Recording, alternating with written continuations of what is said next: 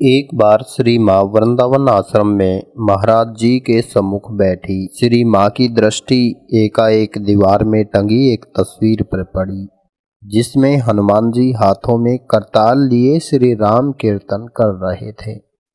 तभी वे बोल उठी, महाराज, आपने हर जगह हनुमान जी की विभिन्न मुद्राओं में, कहीं गदा और पर्वत लिए, किसी मंदिर में कहीं अहिरावण को पैरों के नीचे दबाए, कहीं पर हृदय में सीताराम के दर्शन कराते, कहीं पर वीर मुद्रा में मूर्तियां स्थापित करवाई हैं, परंतु कीर्तन करते हनुमान जी कहीं भी स्थापित नहीं करवाए। महाराज जी तत्काल बोल उठे, ऐसी मूर्ति हम हनुमान चट्टी में स्थापित करवा देंगे। हनुमान चट्टी वही जगह है जब महाभारत में गंधमादन पर्वत को जाते वक्त भीम को श्री हनुमान जी ने द्वापर युग में दर्शन दिए थे। तो हनुमान चट्टी इस वजह से भी एक आध्यात्मिक स्थान हो जाता है। और जब बद्रीनाथ को जाते हैं तो बीच में हनुमान चट्टी पड़ता है।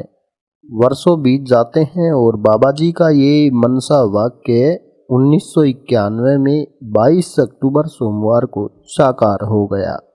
हुआ ऐसा कि मद्रास के एक भक्त श्री अर्जुन दास आहूजा, जिनको बाबा महाराज के पहले कभी दर्शन नहीं हुए थे, श्री माँ ने अर्जुन दास आहूजा को महाराज जी के साथ ही ये बात सुनाई थी कभी। तभी से अर्जुन दास आहूजा ने मन ही मन बाबा जी की इस वाणी को साकार रूप देने का संकल्प ले लिया था और माँ से आज्ञा प्राप्त कर इस कार्य को संपन्न कर दिया। अपनी वाणी तथा श्री माँ के प्रति इस भक्त की ऐसी निष्ठा देखकर महाराज जी ने भी अपना कौतुक कर दिया।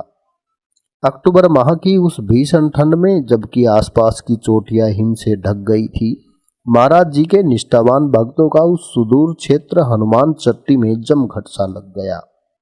3 दिन तक उत्सव चलता रहा।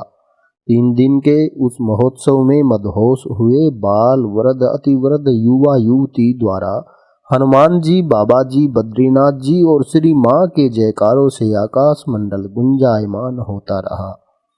मनों की मात्रा में केसरिया हलवा प्रसाद बढ़ता रहा। आते जाते सभी यात्रियों को प्रसाद प्राप्त होता रहा। सैकड़ों की संख्या में वहां साधु संत उपस्थित हुए और जनता ने सुबह शाम भंडारा प्रसाद पाया। और उन भक्त अर्जुन दास जी ने इन समस्त शुभ कार्यों को बड़ी निष्ठा, कार्य कुशलता, भक्ति भाव एवं तन मन धन अर्पित कर पूर्ण कर दिया।